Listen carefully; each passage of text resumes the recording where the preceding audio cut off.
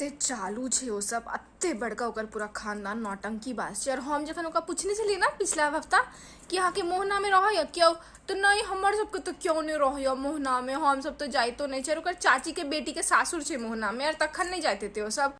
कहाँ ये हमर सबके तो 2 घंटा ला पाइन आवे छे, ऊपर से मनसुखा वॉचमैन आधा घंटा आर लेट भेजे छे, तो कहाँ ओते पाइन भेटे हमरा सबके। ओते प्याज के ना दै छे, 30 रुपया तो अतो छे, माताजी वाला 20 रुपया में दै छे नहीं, अच्छा 25 में दै छे। अच्छा गई पूछ नहीं तू, एक तो उनका चौड़ल नहीं बह रहल छे ओइपर, और ऊपर से क्यों एक मनसा कह दिल के में लोगक साड़ी फंस जाई छे, ओते ठार रहल कि चढ़े नहीं रहल छे कि ना। और हम सब जे हंसे तोसे तो मतलब के हालत भेल छे, हम सब केना केना को परतायर के उनका ऊपर लॉक के लिए गई रहता न। हम तो अब सोचे छी कि रात के खेनाई छोड़ दिए, नहीं वजन बढ़ गेलो है ना, तब बउआ सब कह रहल छले कि माँ रात के वॉक करना चालू कर दे, तब एक टाइम के खेनाई तो बंद करे पड़त कनिक अपन हेल्थ के ठीक राखला।